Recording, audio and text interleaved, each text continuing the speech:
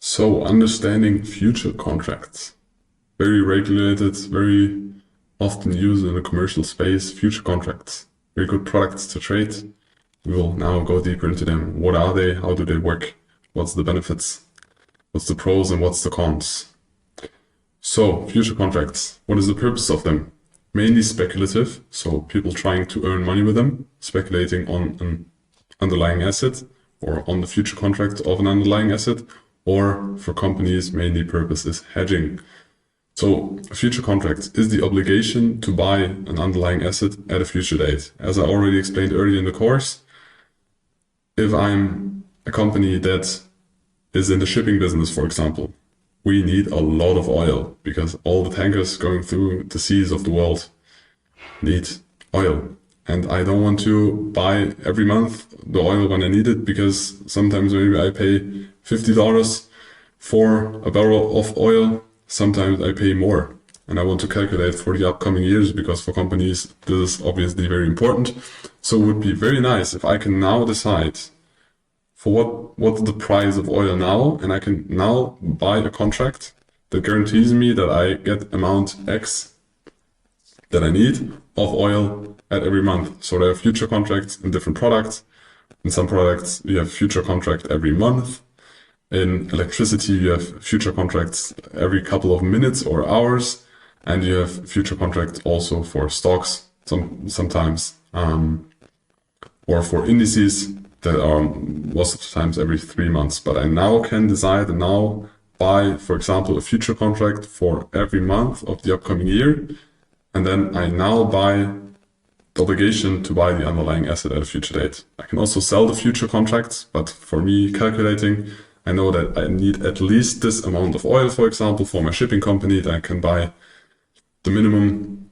So I have less risk in the markets. If oil prices double, I still know I have this price for this barrel of oil and I will get this oil at price point X in the future.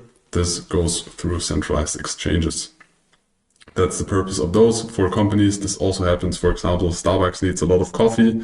You also have future coffee products. It's also in orange juice, it's in meat, it's in grains. So all the different topics, also oil, silver, gold, all those assets have future contracts, and that's the use case of those.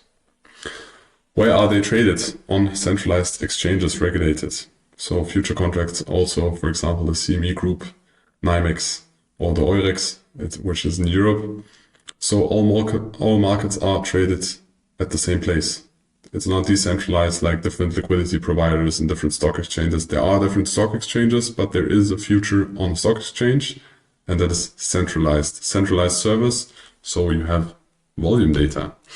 But these are the contracts you need in order to access order flow data because you have a centralized place. So even the price does not change, stays on the same level. They can be still traded 500, 5,000, or even 5 million contracts. In CFDs, you would only have one kind of volume, when there's one tick.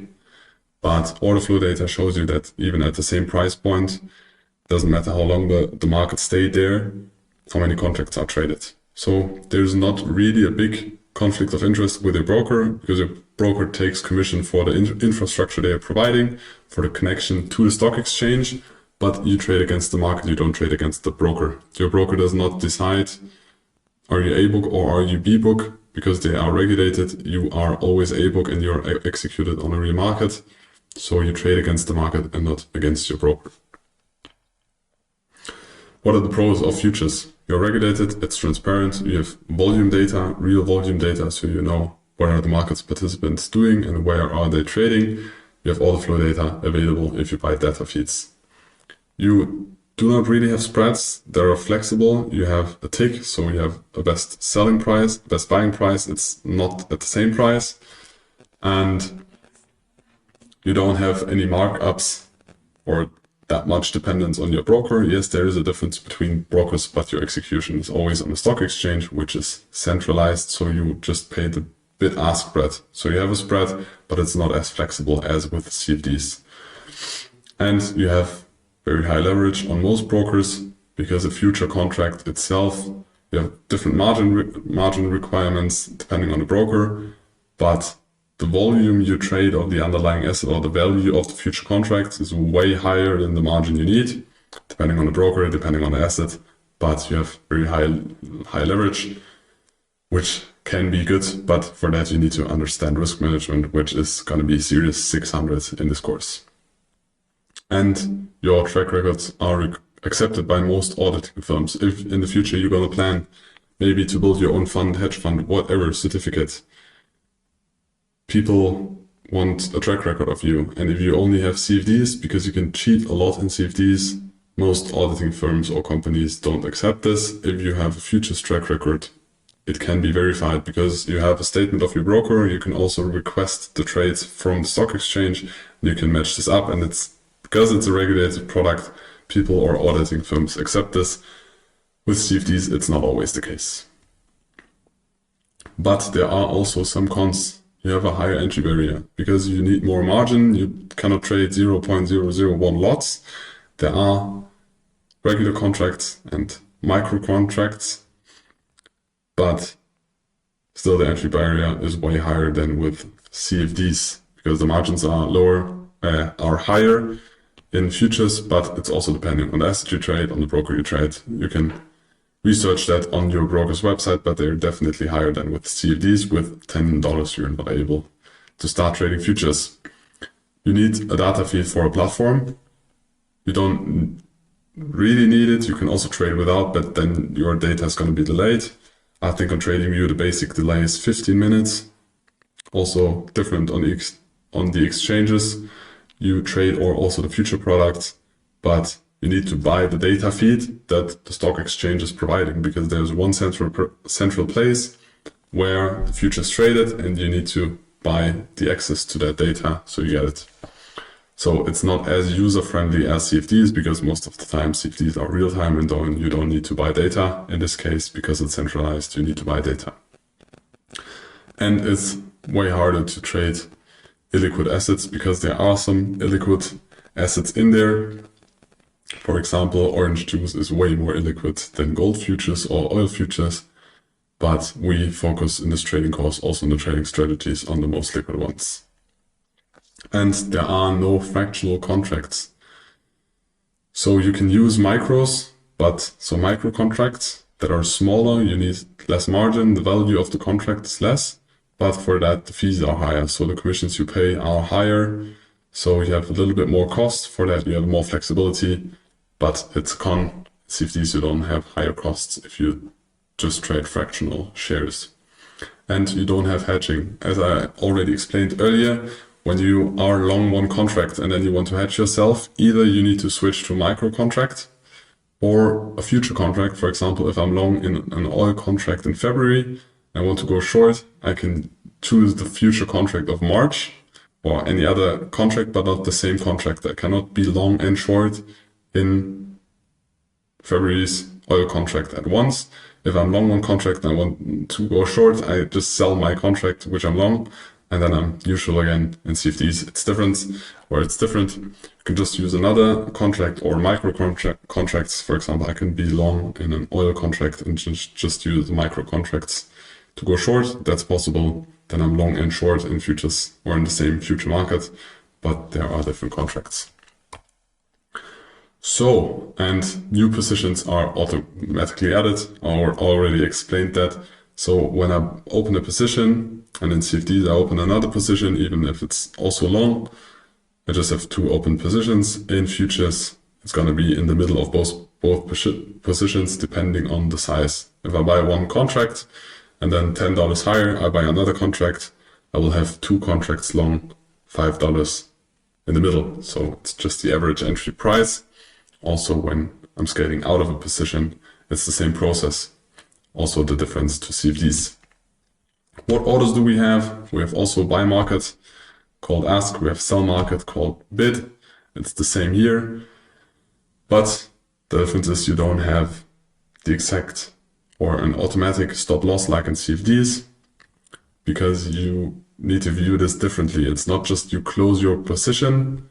When you open a trade, you need to create a bracket order with that trade. So I buy one contract and then I need to add bracket order to that contract. Same is for selling a contract, but in the case I buy a contract, OCO order is one cancels another. In CFDs, you can just put a stop loss and take profit. Very easy to understand. An OCO order is kind of the same. The process behind it is just a little bit more complicated. So one order cancels another. When you have a stop loss and a take profit in the CFDs, they automatically get deleted when either stop loss or take profit is hit. Here we need to define this as an OCO order. So if one order is reached, the other one is cancelled. In CFDs, it's like the basic setting. But here on most future brokers, we need to do this ourselves. Let's go through an example when we are long one contract and we want to stop loss and take profit because we do risk management, of course. Then you will need to place a sell stop as a stop loss. So if price level is reached, then we want to sell immediately. And we will place a sell limit as a take profit. So above the entry we have, or we open the position, we want to sell at a specific price above. And then we combine those rules and connect them through an OCO. So when order is filled, the other is cancelled. Really simply explained. As I said, in CFDs, the same is happening, but in futures, you need to do this yourself. Most of the time, the broker is not doing it. So we have the same type of orders we already went through, but maybe a good repetition. We have a buy limit, we have a buy stop and sell stop, of course, and we have a buy stop limit and a sell stop limit. I think we don't need to repeat this again. If you want to repeat it again, skip to the earlier part in this course. In futures, we also have MOC orders. So a MOC order is a market on close order, which is where a position will be closed at the best price. The market will present a counterparty slightly before or during or slightly after the end of the trading session. So back in the days, there have been trading pits where people ran around the stock exchanges and traded. Nowadays, it tends that markets are open nearly 24/5. Maybe in the future they will be open 24/7 like cryptocurrencies, but for now they are not. They have a session where they are not opened, and they have a cash session where there is the most volume depending on the underlying asset, depending on the asset is in Europe or the asset is in the US. But most of the time, local times in Europe or in the US, the products are traded in Europe between 8 or 9 a.m. until 5 in the afternoon. Same as for US. Of course, you need to calculate the time of the asset you trade to your time zone, but there is no universal rule we can give you, but you will always focus on the local times of the stock exchange and where is the highest volume. We'll go deeper into that, and you will also see in the charts below where the most volume is traded. That's when the cash session is, and at some point the cash session of especially future products or future contracts, the cash session is over, and then you get the best price at the end. You see at the closing session, there is a spike in volume because there's like the settlement of open positions. Day trader want to get out of the markets because they don't want to have exposure through the night, and also big institutions which had a very big order they needed to place in the markets. They try to sell or buy depending on the order they get at the last session. So there's a lot of action at the end, but you can also choose an MOC order, which is the best price at the closing auction. And that most of the time you don't have in CFDs because a lot of them are traded 24/7, 24/5, I think. So what is the checklist for good futures broker? We had the same with CFDs. Now we do it for futures. First, you need low commissions. It's just about how much commission do you pay to trade one contract, to open it, to close it.